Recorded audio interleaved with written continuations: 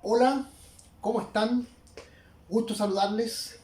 Quería compartir con ustedes esta vez información, por cierto, acerca del ámbito que nos entusiasma, que son las telecomunicaciones, particularmente respecto de lo que es el espectro de frecuencia, que es un concepto que, por cierto, está muy en boca de los medios de comunicaciones y de los especialistas del ámbito de las telecomunicaciones. Pero bueno, quería compartirlo con ustedes de manera un poco más simple y más amigable. ¿Vale? Y en tal sentido, primero, señalarles que el espectro de frecuencia se entiende como la vía a través de la cual se transmiten frecuencias de onda de radio electromagnético desde un punto A un punto B. ¿De acuerdo? En esa misma línea y utilizando un término un poco más simple y más amigable, podemos entenderla como la carretera aérea a través de la cual se propagan las comunicaciones inalámbricas y que transportan, por cierto, información de interés. También es importante señalar que la frecuencia de operación de este espectro de frecuencia va desde los 9 kHz hasta los 3000 GHz. Y en definitiva, son el medio a través del cual se viabilizan las diferentes formas de las comunicaciones, ya sea radio, internet, telefonía móviles, entre otros. ¿Vale? Y también considerar que el espectro de frecuencia es un recurso natural de dominio público, propio de cada país, limitado y de un alto valor político, económico y estratégico. ¿De acuerdo?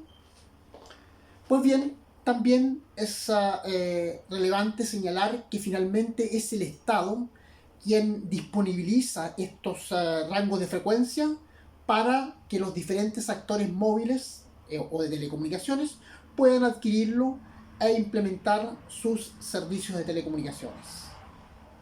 Ahora, ¿cómo estos actores de las telecomunicaciones obtienen ese recurso natural? Para ello existen dos métodos de licitación: el método de subasta y el método del beauty contest. ¿Vale?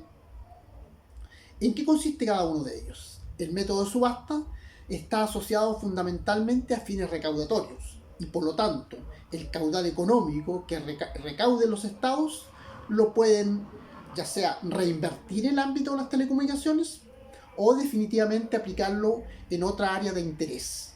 ¿Vale? Y por otro lado tenemos el método del beauty contest, que fundamentalmente está asociado a las contraprestaciones.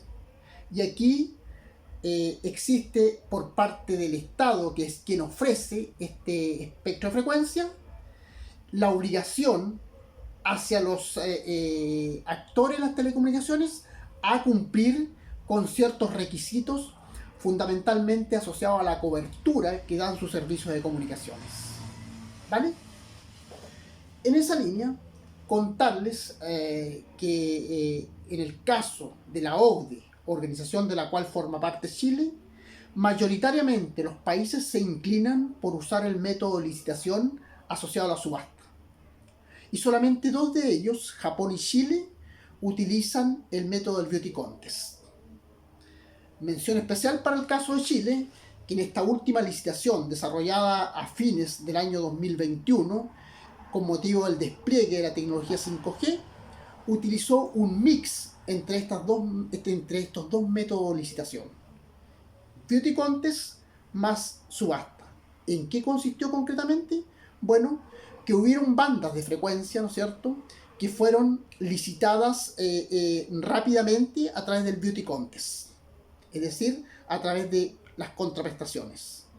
Sin embargo, también hubieron bandas de frecuencia de ese proceso de licitación que no lograron unanimidad por parte de los ofertantes, porque los proyectos que presentaron eran muy similares en términos de puntuación, y por lo tanto en esos casos se declaró un empate técnico. Ese empate técnico se dirimió a través del método de subasta, que concretamente consistió en que esos actores de las telecomunicaciones que llegaron a ese empate técnico ofertaron a sobre cerrado una cantidad de dinero para adjudicarse esas bandas de frecuencias. ¿De acuerdo? Pues bien, eso entonces nos lleva a preguntarnos, bueno, de estos dos métodos de licitación, ¿cuál es el más adecuado? Al respecto, y en mi opinión personal, absolutamente personal, creo que eso depende de la realidad de cada país. Y para poder encontrarnos con una definición apropiada, creo que es importante analizar algunas variables, como por ejemplo, ¿cuál es el grado de desarrollo de las telecomunicaciones en dichos países? ¿Están realmente democratizadas las telecomunicaciones en dichos países? ¿La brecha digital es convergente, o sea, apunta a una disminución, o definitivamente es muy amplia la brecha digital? Eso es realidad de cada país, y por lo tanto esas variables nos pueden dar luces de cuál es el mejor método a utilizar.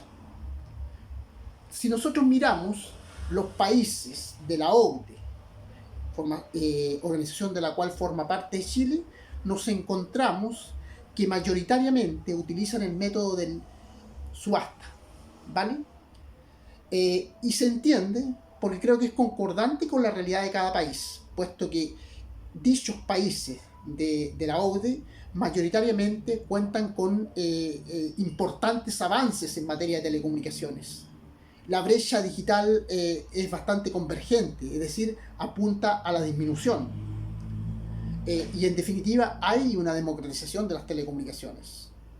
Sin embargo, en países de América Latina, por ejemplo, vemos que no hay avances sustanciales en materia de minimización de la brecha digital.